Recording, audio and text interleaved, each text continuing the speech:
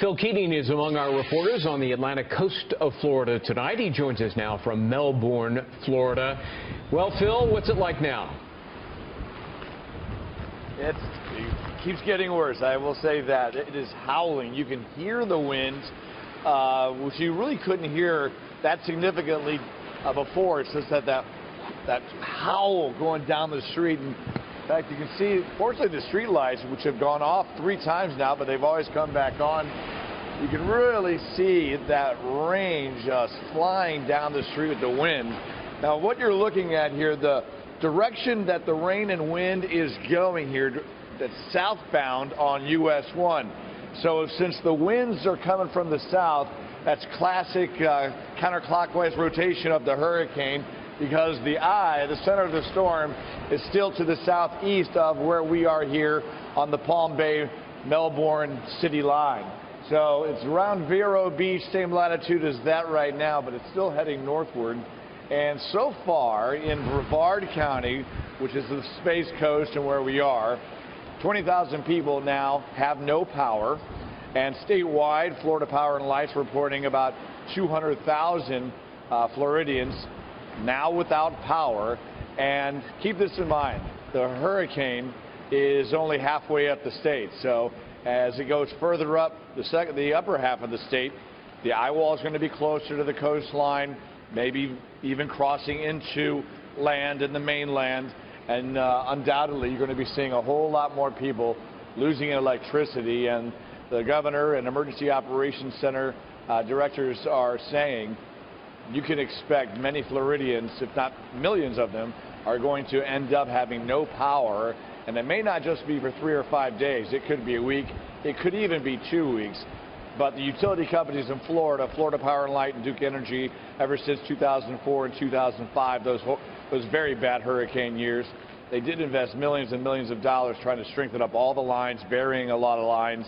And in southern Florida today, in the bottom 3 counties, Palm Beach County, Broward County, and Miami-Dade County, where it's significantly almost fine conditions down there right now, especially in Broward and Miami-Dade. The rain has really ceased, and the winds are very light. And that's the story for the whole Florida coastline as it marches north. You're going to get a full day of hellacious howling activity like this, and then it's going to get better, and it's going to get worse for the people way up further north. So up next here, we've got Melbourne, then we've got the Space Coast, Cape Canaveral. After that's going to be Daytona Beach. After that, New Smyrna Beach. After that, we're going to be hitting Jacksonville, and there's already power outages in Jacksonville, and this is still hours away from the center of the storm reaching Jacksonville. But these conditions are certainly blustery. We did just see a couple of people out walking the dog who were staying at this hotel, and they were struggling, and the dog as well, struggling to stay on their feet out there in the rain and wind. It's Category 3, and right here it's about 70. I don't know if it's probably 60s, the wind speed, but gusts, I'm guessing, are hitting at least 70, maybe a little higher. Did people make use of the shelters that were open? The governor talked so much about all of the various shelters being made available for folks. Yeah, really did.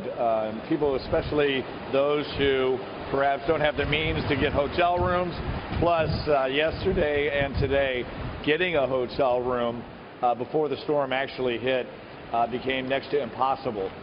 We were trying to find one this morning, and we got lucky that we found the last room at this property here. So a lot of those people, tens of thousands, have now hunkered down in shelters. There's more than 130 of them open in the state. Of course, there's 3,500 National Guardsmen and women that have been activated. That is likely to increase.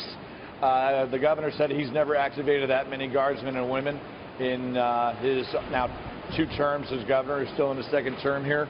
So that really underlines the significance and the severity of the destruction and the calamitous nature that the forecast for this hurricane does deliver. And so far, forecasters and what you could expect to see are pretty much on the money. A lot still depends, as Rick Reichmuth was saying, how far west towards the coastline the eye of the storm, the center of the storm, where the strongest, most fierce winds are, gets to the coastline as we head up, because the storm surge really could send a lot of floodwaters up to 10 feet inland. Yeah, it could change in a moment. It's amazing to me. This time, you're talking about people out there with you walking their dog. The last time we checked in with you, there was a family, mom and dad, pushing their baby in a crib down the street. You've covered a lot of these. I mean, you've been based there in Miami. What is your feeling? I mean, it's called the storm of the century. How can you compare it to others that you've covered at this point? Yeah, I'd say the one thing I thought of earlier this morning was I don't think I've seen it this bad since Hurricane Katrina, when we were riding that one out as it arrived in the city. We were downtown near the French Quarter over in the business district, and it was, you know, that was the first time I'd covered a hurricane where you're inside a very urban city with tall buildings all over the place, and there were built, you know, glass windows falling off very high floors, and curtains flying out everywhere, and windshields and cars and trucks that were basically exploding from the change in pressure. This one, it's similar to that in how strong the wind is coming through, without a doubt. Phil Keating, thanks very much in Melbourne, Florida. We'll be back with you. Long night for everybody, and thank you so much. You're doing a great job down there for us.